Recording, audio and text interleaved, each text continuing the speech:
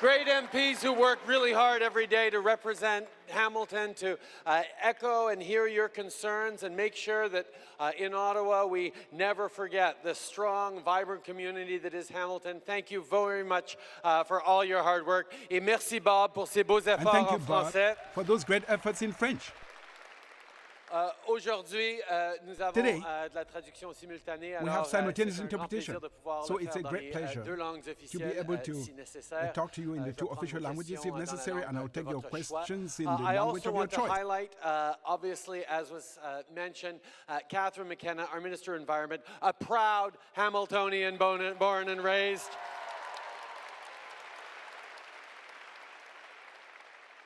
And Karina Gould, who's our Minister of Democratic Institutions, and very exciting, will be the first sitting cabinet minister to give birth. It's a wonderful thing. It's great to be back in Hamilton. As Philomena mentioned, I am now here at the very beginning of the winter session, but I was here at the beginning of the fall session as well, helping Shannon and Alex move into their dorm rooms. I hope they had a good semester, that I wasn't bad luck for them. It's always great to come out and talk with university students, talk with the community, and mostly listen.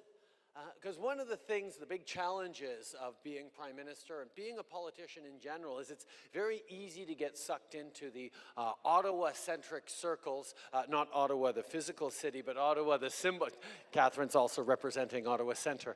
But the dynamic and the bubble that surrounds Parliament. And the more politicians and people who have a responsibility of representing and serving their communities spend time with folks across the country, listening to their concerns, sharing our reflections on where we're going as a country, working together to solve some of the big challenges, the better we do at actually representing and serving you. So for me, to kick off the year, as I've gotten accustomed to, with an opportunity to travel across the country, take questions and talk about the things that are on your mind, and listen to you and learn from you, is a really important grounding exercise for me, and I'm really excited about this. One of the things that we've sort of framed this town hall tour as is an opportunity to talk about the economy, because there's all sorts of things that people are preoccupied with. So it's been some good news. The economy is going well. Unemployment is low. We're investing in jobs. But there's always challenges and always things to talk about. But I don't want you to feel like you have to be limited to economic questions. This is really for me to hear about the things that are on your minds, share a little bit my perspective on some of those issues, and mostly it's a big exercise in democracy, of being able to be right there to ask the people with responsibility for serving you how they're doing, what they're doing, and how it's impacting on you. So I'm really, really excited about this, and I won't take any more time for the introduction other than to say merci beaucoup d'être ici. Je suis très, très content de vous voir, et j'ai hâte de prendre toutes vos questions. I can't wait to take all your questions. I'm going to work my way around the room for questions, and we'll start with this group right here. Anyone with a question? You, miss, yes. Okay, Here we go. Thank you. So my question is this. Yesterday in Nova Scotia, the sister of Abdul Abdi, a former child refugee who arrived from Somalia to this country at the age of 6, asked you why you are not stopping his deportation. You answered with something that I would rather consider a deflection about this country being one that welcomes immigrants. And you also talked about how we have rules and principles and compassion informing our immigration system and process. At another point, you stated that you were incredibly proud of Canada's peacekeeping. Now, this is the same peacekeeping which led to the Somalia affair, in which Canadian soldiers, supposedly in the country on a humanitarian mission, beat to death a teenage boy. Also in this country, in our country of Canada, Abdirman Abdi was murdered in the country's capital in Ottawa by the Ottawa police, which really has not been addressed in a meaningful way. As for Abdul Abdi, Children's Services in Nova Scotia and the state more broadly failed to obtain citizenship for him when he was a child under their supposed care. Now he faces deportation and potentially death because of the failings of this nation's government and its institutions. So my question is, what rules and compassion exist within a system that at every level, from the police to the children's services to other institutions domestically to armed forces abroad, continues to perpetuate anti-Somali and anti-Black violence? Thank you. Thank you. Thank you for your question. And it's really important to recognize, I mean, there's a moment right now in the world where Canadians seem to be walking with our heads a little higher. You know, perhaps it's contrast with other governments. Perhaps it's what we've done very well of recognizing that diversity is a source of strength, that we're making real efforts to give everybody a real and fair chance to succeed. We've been doing a lot of good things as a country, and not just over the past 2 years, over the past decades, that give us reason to be pretty proud of being Canadian, pretty proud of that maple leaf. But let us never forget that we're not perfect, far from it. That every day we have to work hard to reflect on how we can and must do better, how we can and must be more compassionate, more understanding, and fairer, not just to people here in Canada, but have an impact that is positive everywhere around the world. And that's one of the reasons why we are so aware of the challenges we face. When I was at the UN, a number of months ago, I gave a speech that was a little different from most of the other countries' speeches, in which I focused on the fact that we have failed repeatedly over the past generations and centuries to build the kind of partnership and respectful relationship with Indigenous peoples that we really need to. But whether it comes to issues like Black Lives Matter or issues around refugees or Islamophobia or a broad range of issues, we need to do better than we are doing right now. I fully recognize that, and it's not just for the government to do it, it's for institutions to change, and it's for citizens and communities to change as well. And that's why I never mind getting reminded or challenged of times in which our system, our country, or even myself personally, hasn't been able to live up to the rightly high standards that we all have for ourselves, for our government, and for each other. So thank you for your question. To go specifically onto the case of the young man in Mr. Abdi in Halifax, we have a situation where a young man came here as a refugee, was put into child services and care, and as often is the case, unfortunately, for kids in care, ended up making some pretty serious mistakes. Mistakes were also made by the folks in care who never got around to applying for his citizenship. So in his early 20s, he's not officially yet a Canadian citizen. And that has different consequences, because if he had committed crimes as a Canadian citizen, there wouldn't be any situation where he'd be deported, because as we know, a Canadian is a Canadian is a Canadian. So the context here is one in which we do have a strong immigration system with rules and principles and steps that need to be followed to be fair to everyone, to give confidence to Canadians that our immigration system is not arbitrary or based on popularity or political influence or protest, but is based on rules. But at the same time, we also have a system that leaves room for compassion, for reflecting on individual cases, and for making judgment calls around how we move forward in the right way. And I have tremendous confidence in our immigration minister, who himself happens to be a man who came here as a young man from Somalia as a refugee, Ahmed Hussein, who understands the ins and outs of this case and will make a determination that is the right one, not just for the system, but for Canada. Thank you very much for your question. Question from over here in the corner. You, sir, in the back with the plaid shirt. Yes, you at the very back. Yes. Okay. Thank you, Mr. Prime Minister. My question is to do with the legalization of drugs, and I applaud the government for legalizing marijuana.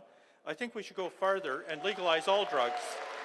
I think that we should remove profit centers from criminal organizations, stop wasting police resources, and deal with addiction as a healthcare issue.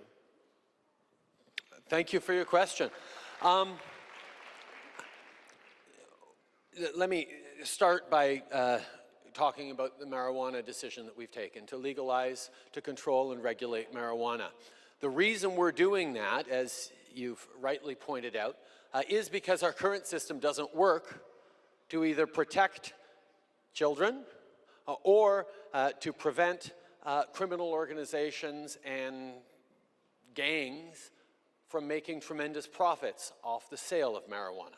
We feel that controlling it, regulating it, treating it more like alcohol will make it more difficult for underage folks to access marijuana, while at the same time being able to control or at least oversee the quality and the ingredients in what people choose to consume, while ending the close to $6 billion a year that flows into criminal organizations' pockets through the sale of illicit marijuana. Our approach on this is not, however, profit-based. We have taken this from a public health and public safety standpoint every step of the way. Yes, there may be some revenue down the road from marijuana, but we know that investing in better addictions treatments, better policing, better education and awareness campaigns is going to go a long way towards improving society in many ways. As for greater legalization of further drugs, we recognize the seriousness of the opioid epidemic right now, and we have done a number of things around making more available some synthetic alternatives to the street drugs that are available in a controlled fashion as used by professionals. But we are not at the point where we are considering legalization of further drugs. We're going to focus on this big step around legalizing marijuana, and we will continue to be based and informed by science on the way we move forward, supporting harm reduction, supporting safe consumption sites, supporting better treatment, supporting mental health treatment and addiction treatment the way this country needs to do. So thank you very, very much for your question, sir. Next question. You, ma'am. Hi. My question is about accountability. We have a lot of issues in this country right now where there's no accountability. I live in Niagara region. We have one of the most corrupt police forces.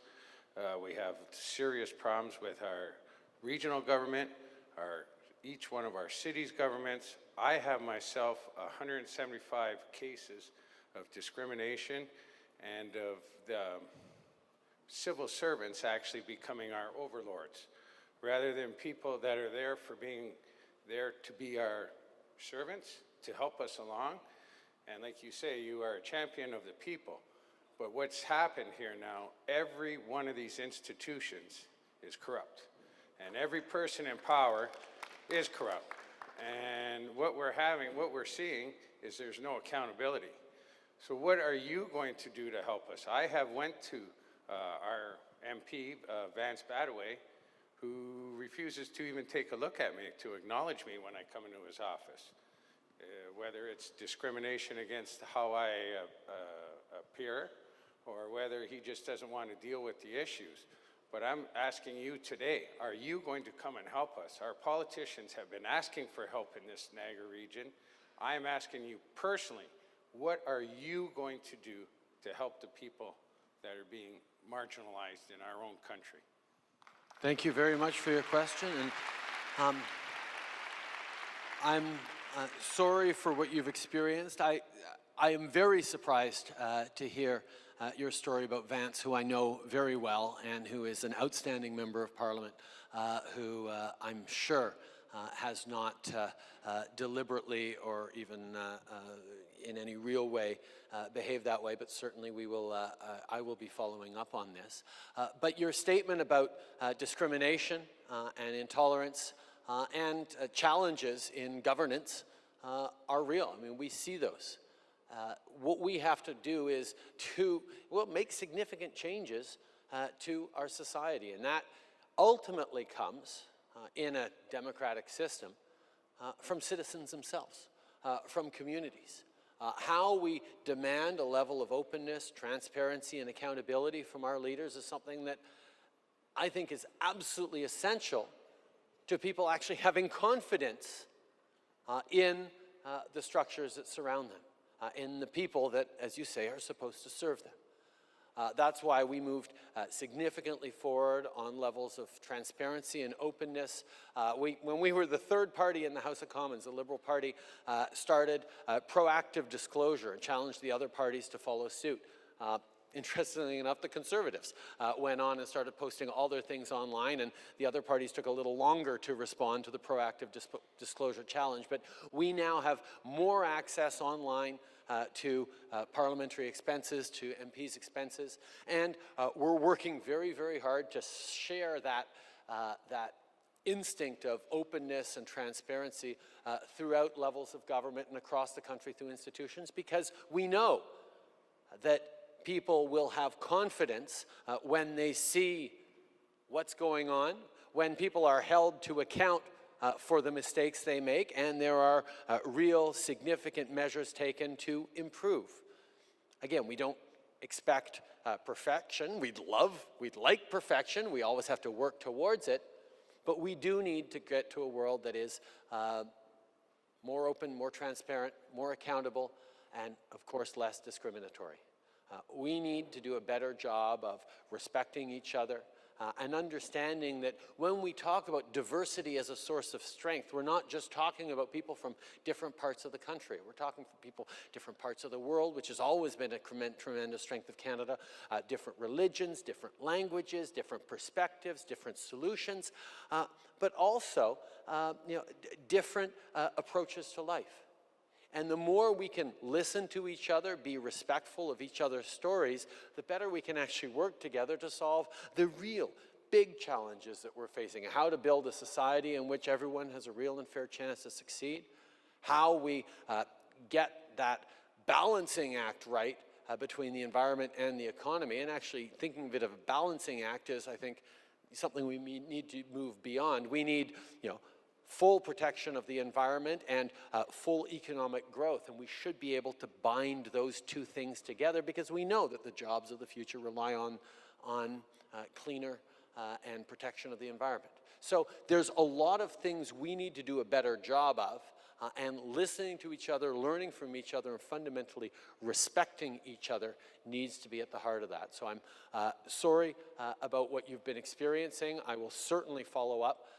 But please know that the Canada that we are working hard together to create is one in which everyone's rights are always respected, and more than just respecting people's fundamental inalienable rights, we have to start talking about acknowledging and understanding and celebrating every single individual's fundamental value. Their potential to shape, contribute, and build a better world alongside other members of their community. So thank you very much for your question. Someone from down here. You, ma'am.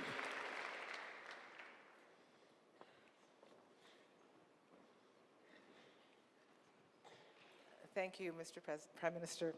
I just want to share a small memory with you. When I was an 8-year-old girl, I actually was taken by my parents to see your father at the Burlington Central Library.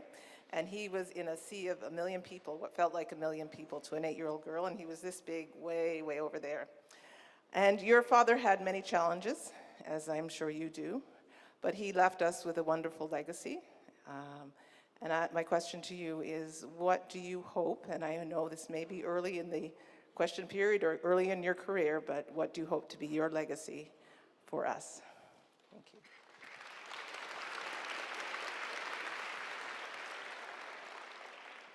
You know, I spent a lot of time when I was young worried about the comparisons with my father. I mean, people say, oh, going into politics, being compared to your dad must have been pretty tough. But that started when I was going into elementary school and people were comparing me to my dad. It didn't help when my dad broke out in high school his old report cards, which were straight A's, and sort of pointed at mine and said, so what's wrong with you? He thought it would motivate me, but anyway, parenting styles differ, I guess. For me, I'm incredibly proud of my father and of how he raised me and the vision he had for this country. But I think I differ from him in a particular way in that he was very much an academic as he approached politics. He had some very, very clear ideas about the Constitution, about the Charter of Rights and Freedoms, about bilingualism, about multiculturalism that defined how he led our country, about the values that he was defined by. I take a slightly different approach. Maybe it's because I've spent more time as a high school teacher and process really matters.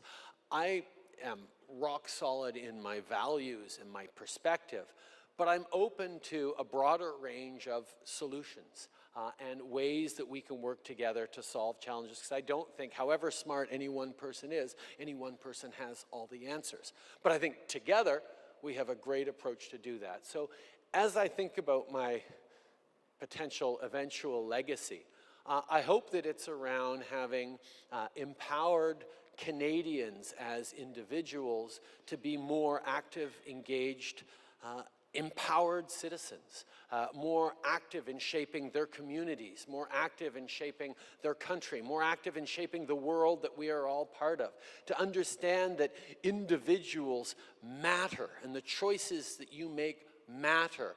And if, as a country and as a government and as levels of government, we can do a better job of making sure that everyone has the tools and the opportunities to shape their path and the world around them, then I think that'd be a pretty good legacy. Thank you very much. A question from up there. You, sir, in the hat. Sorry, we'll get pass the mic like it's a hot dog. There we are. Or not. Here we go, yeah. Yes, Mr. Trudeau. My name's Tim Gavin. I've lived here in Hamilton off and on for all my life. I'm wondering, you say that you're concerned about the safety of Canadian citizens, yet at the same time, you're trying to reintegrate all of these ISIS fighters that have left and have taken part in horrible acts overseas. You want to bring them back to this country and reintegrate them into our Canadian society. You say you're concerned about our safety. I worked security a couple of weeks ago at a Pamela Geller event, and before anybody got into the building, their car was searched inside, underneath. There was metal detectors. People were patted down as they came in the door. Nobody searched anyone as they were coming through the door here. Everybody's jackets were checked, but nobody was patted down. No metal detectors were passed over anyone. Anybody could have brought anything in here, absolutely anything. And you say that you're concerned and you have the best interests of Canadian security at heart. You can't even run half-decent security for this event here. How are you going to make sure we're all safe in your vision of Canada? Okay. First of all, full disclosure, I did spend part of a year as a bouncer, but that makes me in no way any sort of expert on security. I'll tell everyone that right now. On security, I take advice from the security experts, from the members of the RCMP who are in charge of the Prime Minister's security and, by extension, of the security of everyone in this room with me. On the issues of foreign travelers, I take advice from our intelligence agencies and security agencies who are very, very alert to the challenges of returning folks returning terrorists or potential terrorists from the Middle East. To put things in perspective, because you might, sir, be under the impression that things have changed since the government has changed, the number of returning ISIS fighters or potential ISIS fighters that the previous government was aware of and monitoring numbered about 60 or so. There are currently about 60 folks that our intelligence and security services are keeping tabs on across this country. We are very alert and responsible about keeping Canadians safe, keeping our communities safe, and it's something that we will never compromise on. And I can assure you, sir, you are very safe here in this room right now, as everyone is, because I have tremendous confidence, not just in the RCMP and our security services, but I feel pretty good about being in a room filled with Canadians. Question from down here. You, ma'am. Hi, my name is Caprice. Recently, I got the opportunity to meet with Philomena Tassi and Scott Duval regarding plain and standardized packaging for tobacco products. And kind of something that was brought up by Scott Duval that I have a question for you is that, so for the legislation for marijuana, a while back, Freeze the Industry showed us sort of what the packaging may look like. So do you think because as far as I know, your government does want to go forward with plain and standardized packaging, do you think that in the future of 2018, 2019, 2020, that marijuana, their packages would follow suit with plain packaging? Like, do you think that would be? Yeah, I think the concern around plain packaging or the drive towards plain packaging is to make it look less cool and to make it less of an incitement to young people to purchase. And that is part of something that, of course, we take seriously. If we're doing it with tobacco, we're also thinking about doing it with marijuana as well. Someone up here, I'm making my way around, a little patience here. Someone in this corner, you, miss, in the front row. Yes. Hi, Mr. Trudeau. My question is about what is your government's view on lack of women in key industrial positions?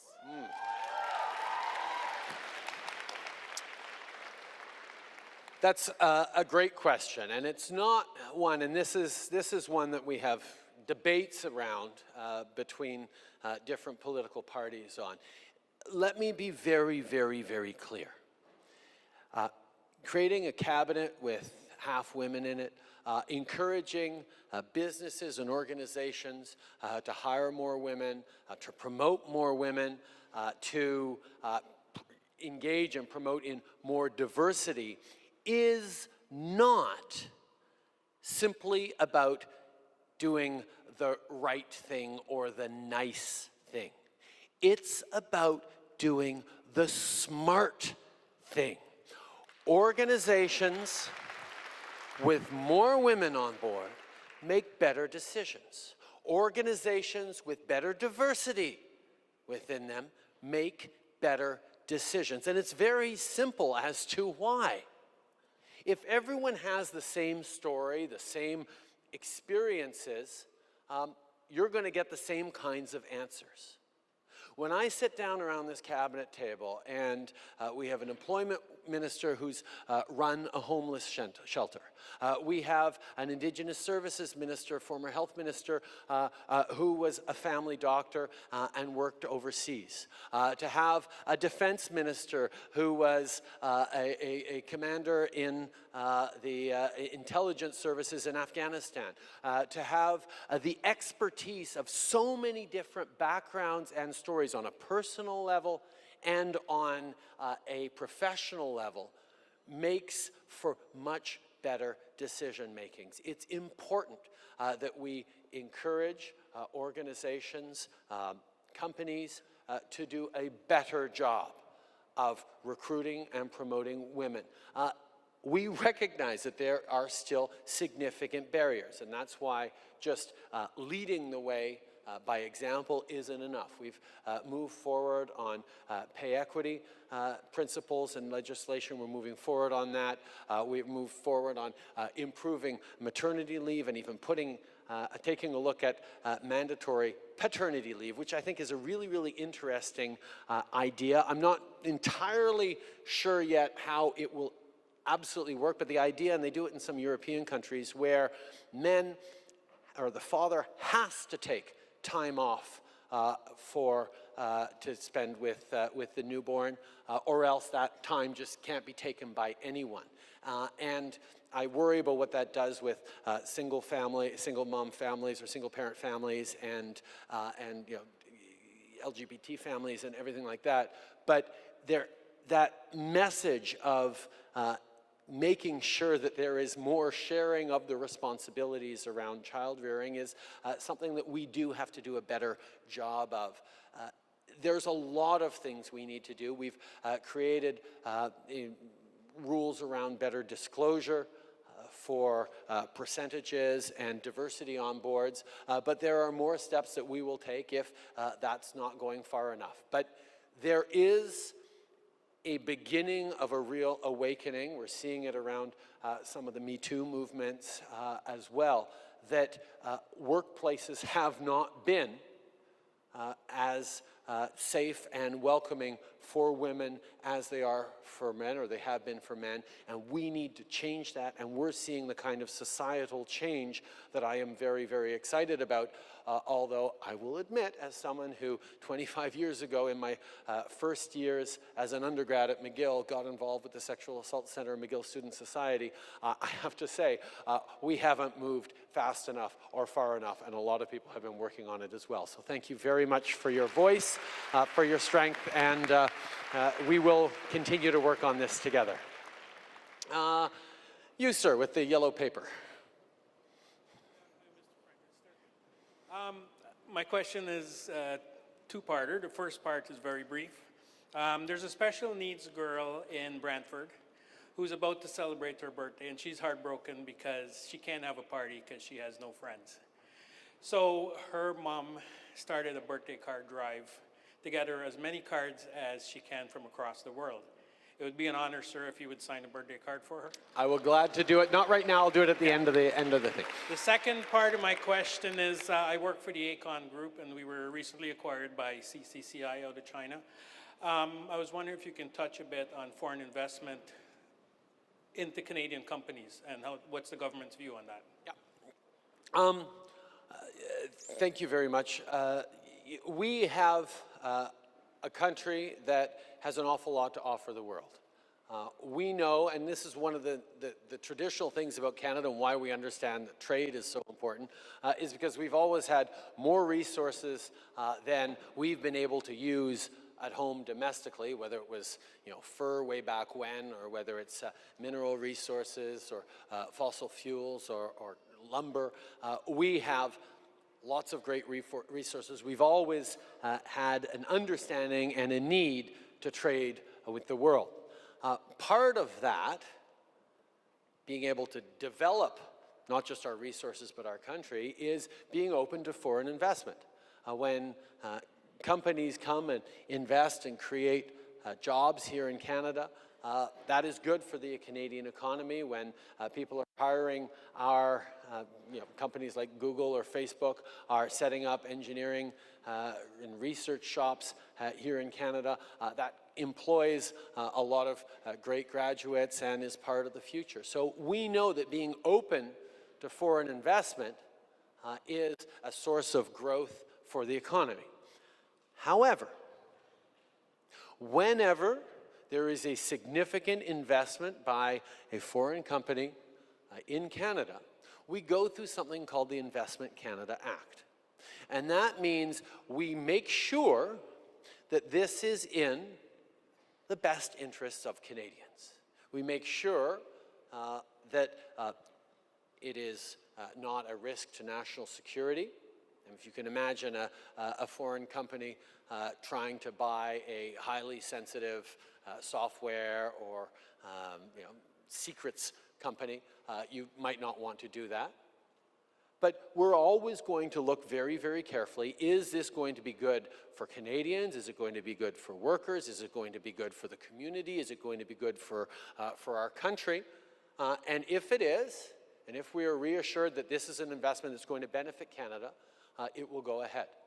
The Investment Canada Act review is being gone through right now in regards to the Aecon purchase, or the proposed Aecon purchase, and we expect that whatever decision gets taken, it'll be based on, is it in the interest of the workers and the country?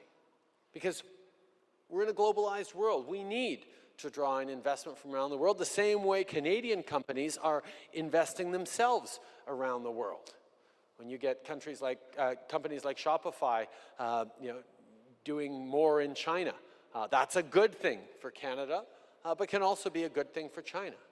But if we want to be players in the globalized world, it has to go both ways, but we do ensure that it is in the best benefit of Canadians. Thank you very much for that question.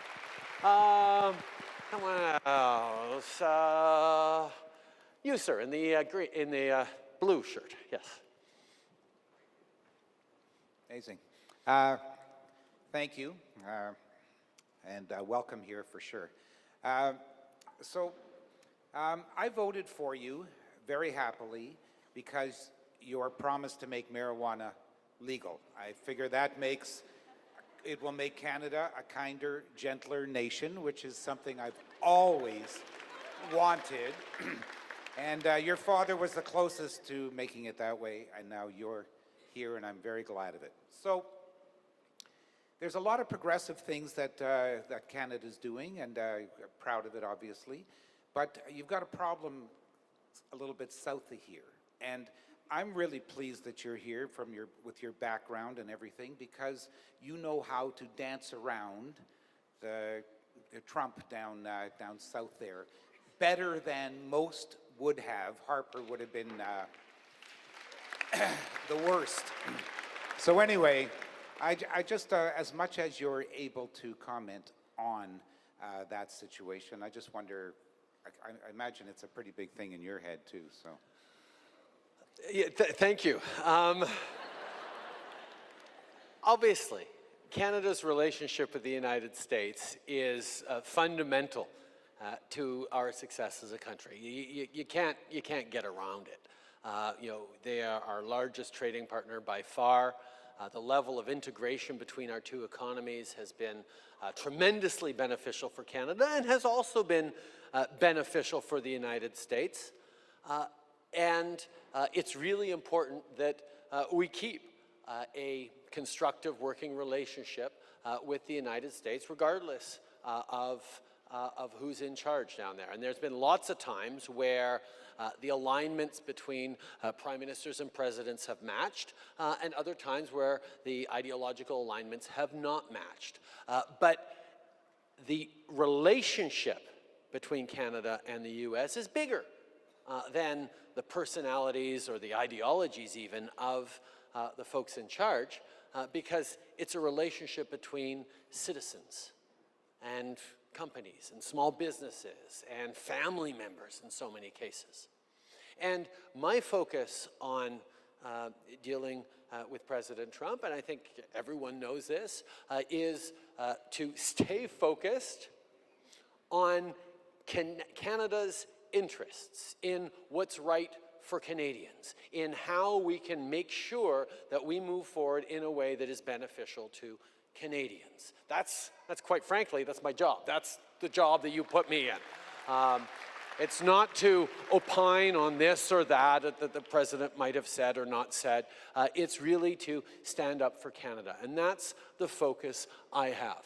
I will always be very, very clear about what our values are, what our perspective is, and what is in Canada's interests. But I will do so in a way that is, well, Canadian, is polite and reasonable, but strong and firm at the same time. So I thank you for your kind words, and we'll continue to endeavor to stay this course. Thank you. You, sir. Yes, because everyone else can't hear you, even if I can. Thank you so much for being here. I'm a student at Mohawk College doing police foundations, and as a future police officer, hopefully, what I've always been interested in is community engagement and like reaching out to people, and in order to make the difference in the community the best way possible. Now, in regards to politics, I want to know what are you going to do to further engage youth in elections and getting involved in politics, because I think that a lot of youth nowadays seem to be uninterested or don't seem to understand policies. So what can you do? Well, showing up here at MAC and talking politics for an hour and a half is one way of getting young people to think differently about politics. And that's sort of an extension of what I've done all my political career. I mean, even before politics, I was a teacher. I worked for Katimavik, Canada's National Youth Service Organization. I was youth critic in politics from the very beginning for our party, and I kept focused on how to get young people empowered and engaged. And one of the early things that I figured out in dealing with young people is that line or that sense that young people don't care and are apathetic is not entirely true.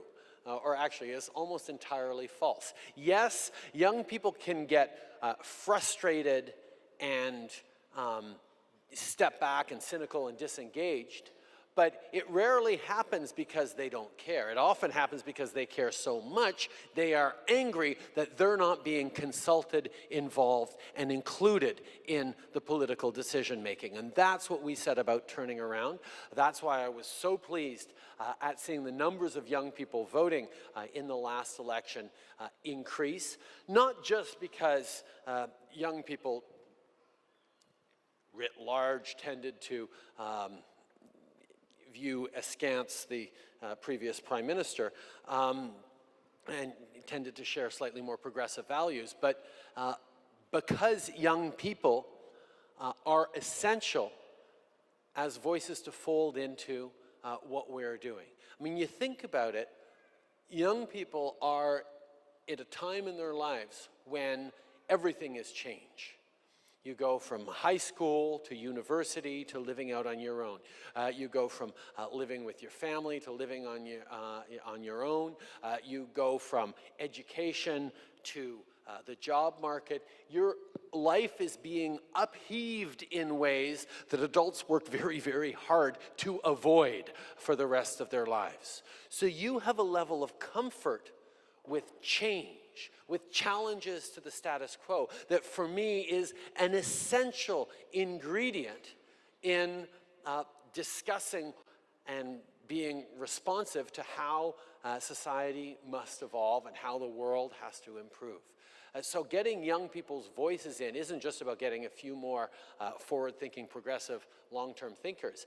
It's actually about getting that challenge function of saying, well, just because it's always been done this way, why does it have to continue to be done this way? Can't we do things differently? Can't we do things better? And that element of young people involving in politics is really, really exciting.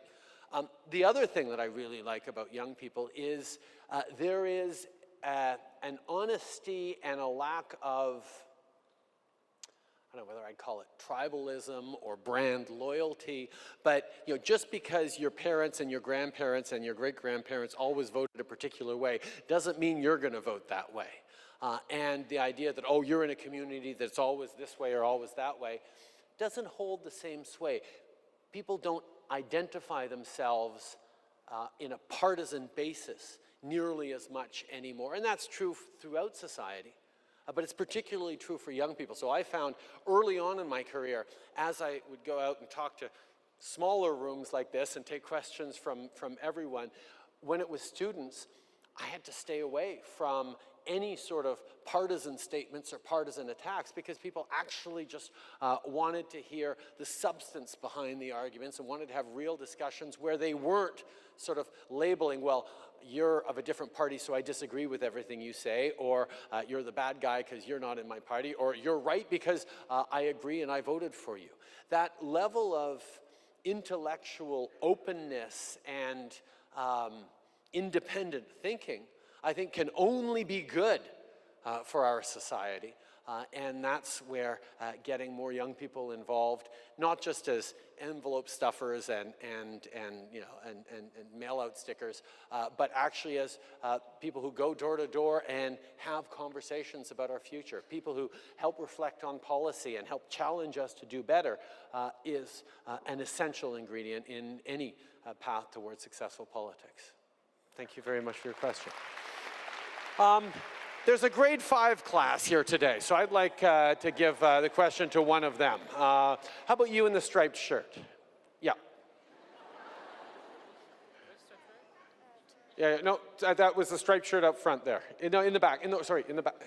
Striped, I meant the black and white. The one that looks like an escaped convict, you know, the jailhouse stripe. No, those are vertical. No, a referee. No, but those are vertical. Yes. Okay, okay. There, you do have a striped shirt too. It's just sort of a woollier striped shirt. And what's your name? My name is Haridia Rajesh, and we are grade 5s from Coots Paradise Elementary School. So. Thank you for being here, and thank you to your teacher for having brought you here today. Youth is the most powerful strength of a country. By supporting the youth, we can make Canada better. The government should support the youth in Canada fulfill their dreams by providing educational assistance, creating employment for youth, and making sure that there is a support system for youth to run in case they get in trouble or needing some help. The government should also make sure that the school system will listen to the concern of the youth when there is a problem of bullying or neglect. The youth in Canada should feel that the Canadian system is a government that they can always trust. My question is, how do you plan to inspire and engage my generation through public education? Wow. First of all, thank you for being here, and I couldn't have said any of that better myself. You were absolutely right on everything you said. How do we do a better job of inspiring and engaging, giving young people the tools to be successful? Well, there's all sorts of things we're doing, whether it's more upfront grants for low and middle income students to help them through university, whether it's the Canada Child Benefit, which helps, is lifting 300,000 kids out of poverty across this country and doing significant benefits in putting money in the pockets of the folks who really need it. There's an awful lot that we're doing. We're investing in summer jobs program and youth employment strategies. We're investing in opportunities for young people to get better engaged in coding, for example, because we know that being able to program is going to be essential in whatever career you're going to take in the rest of your life. There's also a recognition that education, particularly K-12, is a provincial area of jurisdiction, so we're willing to work with the provinces and make sure that everyone across the country gets a good education, but we will always be respectful of the leadership that the provinces rightly show on that issue. But thank you very much for being here today. I really appreciate it.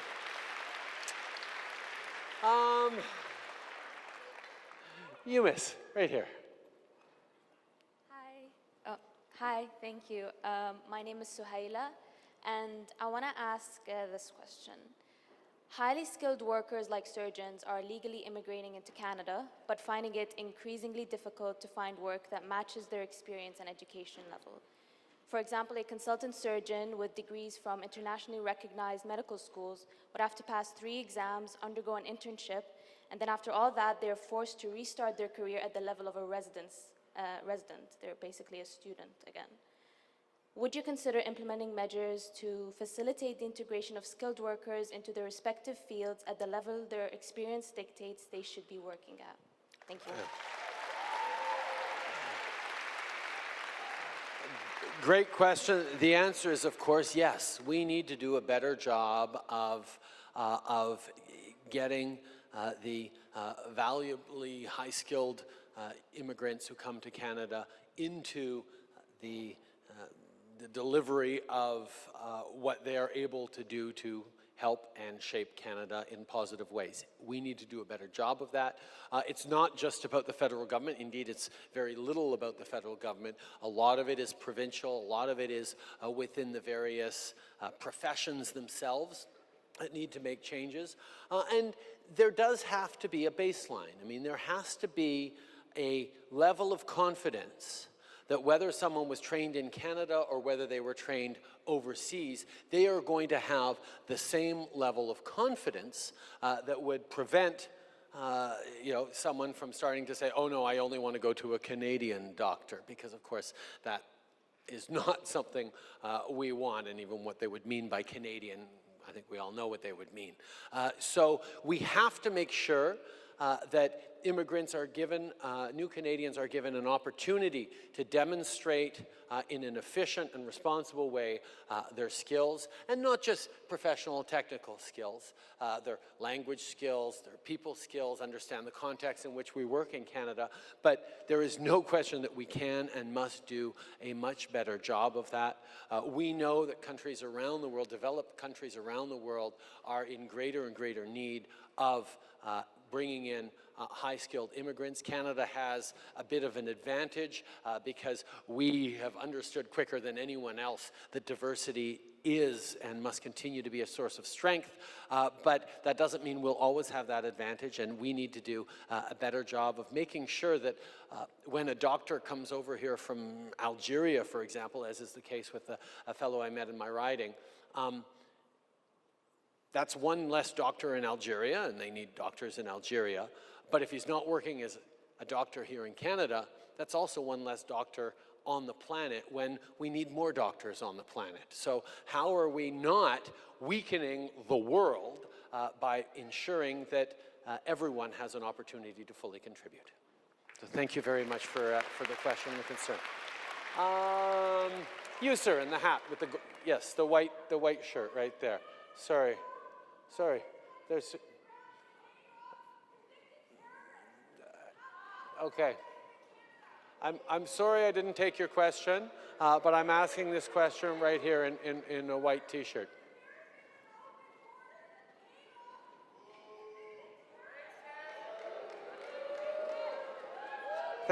Thank you. Thank you. Okay, you know what? Hang on. I hate as a teacher to reward bad behavior, but I will respond to your question, miss, if you want to listen to me. Miss, excuse me, I will respond to your question. I believe it was about Omar Khadr. Sorry, if you will not, are you done? Thank you. Okay. No. And I will come back to you. Okay, I'll come back to you. The anger that some people feel, and that a lot of people feel, about the payment the government made to Omar Khadr is real. And quite frankly, this might surprise you, but I share that anger and frustration. That is money that we could have put towards any number of good programs, of things that would have made a difference in people's lives. But instead, we had to settle a court case. And the fact that if we had extended that court case, it was almost certainly going to cost us in the realm of $30 or $40 million is a bit of a consolation, but that's not the way to think of this. The way to think of this is, first of all, that settlement had nothing to do with what Omar Khadr might have or might not have done. It had to do with what the Canadian government did or did not do. And when a Canadian government willfully turns its back on defending a Canadian's rights and allows a Canadian to be tortured and mistreated, we all end up paying. That is the lesson. So Ma'am, I want you to continue to be angry. I want all of you to continue to be angry and frustrated that a Canadian government had to make that settlement, and take it as a lesson that in the future, no Canadian government should ever think it's okay to allow a Canadian, no matter how unpopular they may be, to be tortured. That is not how we do things in Canada.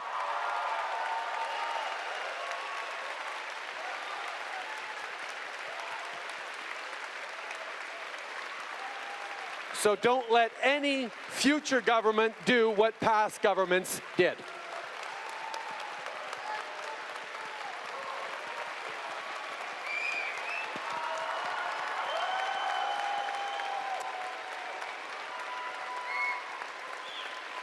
In Canada, we defend everyone's rights, whether or not we agree with them. You, sir, you've been patient. Sorry about that. It's okay. I'm an international student, and in recent years, like more and more international students coming to Canada and studying here. And about the tuition fee, my question is like the international students is paying much more than the local students about the tuition fee. My question is it possible to reduce the tuition fee for the international students in the future? I understand your question, and yes, we value education, and we know that education in Canada is a wonderful thing.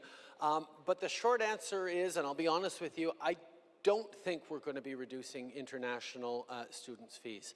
Certainly it's not a federal government decision, but you see, Canadians spend their lives paying taxes, paying a fair bit of taxes throughout their lives that go to supporting institutions like our public schools, like our universities. We were able just recently to invest $5 billion across the country in universities, more than $100 million of that right here in Mac, and that came from the contributions not just of people in Hamilton, but of right across the country.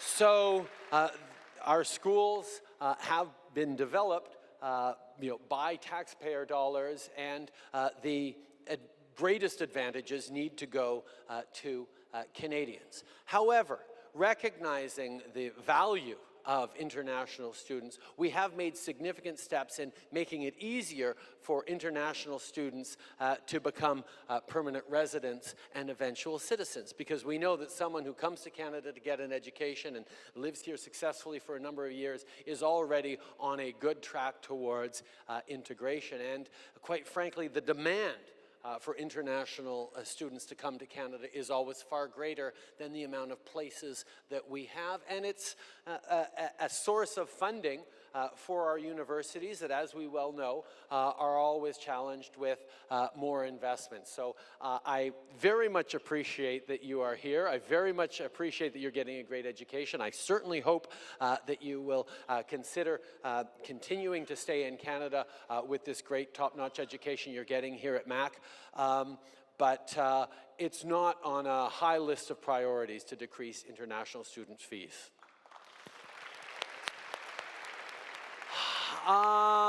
Someone over from this section. You in the bluish shirt there, yes. Hey, I'm a first-year student here at McMaster, and I just want to, I'm a first-year student here at McMaster, and I just want to know your views on freedom of speech and if it's important to you, because in today's society, it's turning more into a leftist view, and if people don't have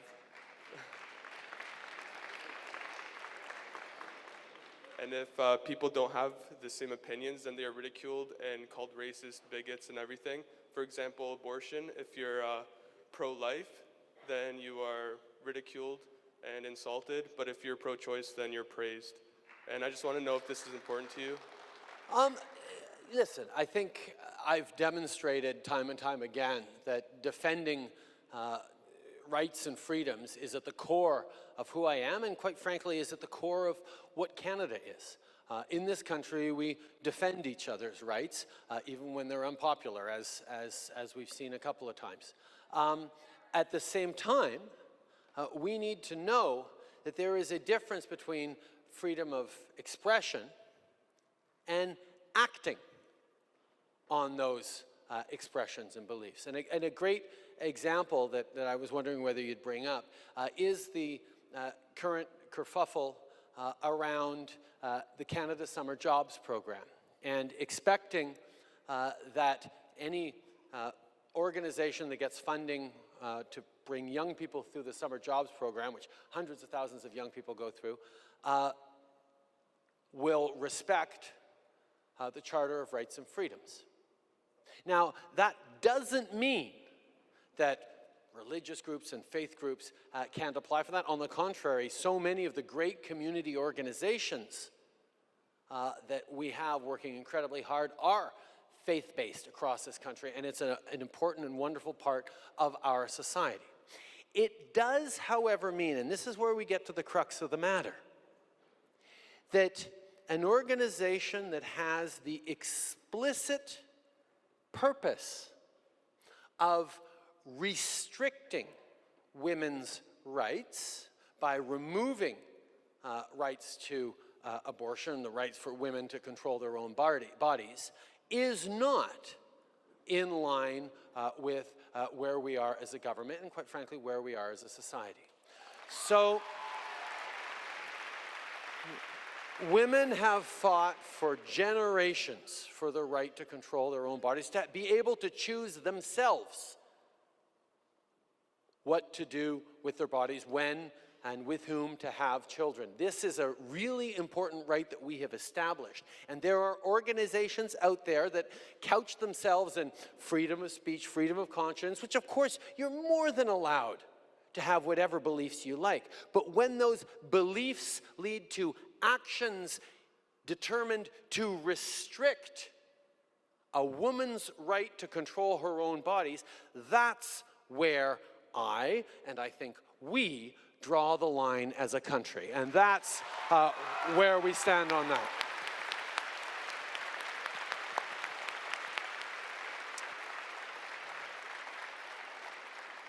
And the last question, you, sir, in the middle, right here. Yes. Yes, you. I actually spent about 30 minutes this morning crafting what I thought would be the perfect question. But I just thought out of respect for the territory that I'm standing on, and kind of your comments early on about how you were kind of spearheading before the United Nations Indigenous cooperation and kind of addressing the legacies of settler colonialism in this country. I thought that was a bit odd that you didn't begin with a land acknowledgement. So I just wanted to give you this opportunity now to maybe retrace this conversation and begin where perhaps we should have begun. Thank you. Thank you. Very good point. We are now on the traditional territories, although the historians are slightly contested, of the Haudenosaunee, of the Mohawk, of a number of Indigenous peoples and groups, and being able to recognize that we have made tremendous errors in the past as as a country, sorry, there's. Yes, sir, it is.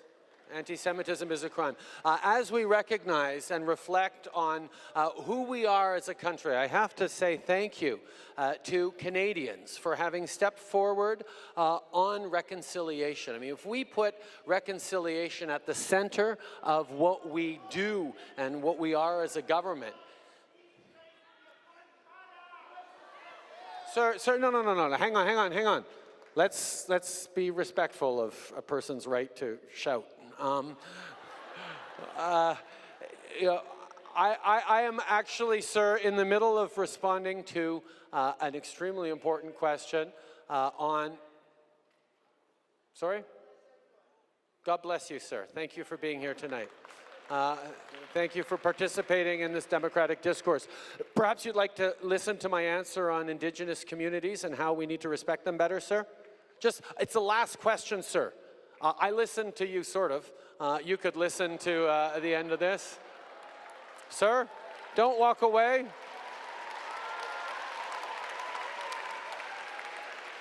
See, at the heart of democratic discourse is dialogue. We listen, We share, we express our opinions, and we respectfully listen to each other. It's what we always need to work on, and I myself need to work on it better as well, but it is an important step. I want to thank Canadians for having put reconciliation at the heart of the choices that we made in the last election. Understanding that if we are going to be the kind of country that we like to pretend we are, that we like to aspire to be, we need to do a better job of recognizing the ills of the past, the colonialism, the paternalism, the marginalization that happened to Indigenous peoples over the course of our history, the broken promises, the not living up to what we actually have as responsibilities.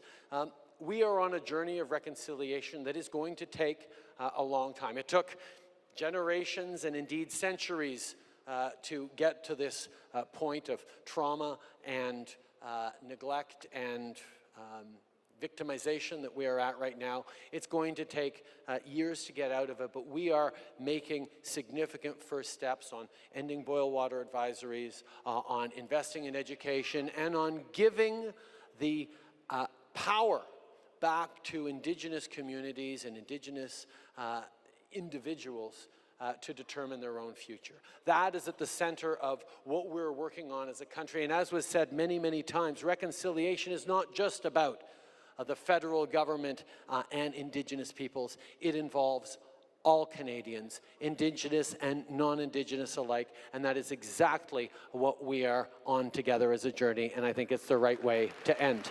Merci beaucoup tout le monde. Thank you so much, everyone, for being here tonight, this afternoon. I really appreciate this opportunity. Merci tout le monde. Thank you all.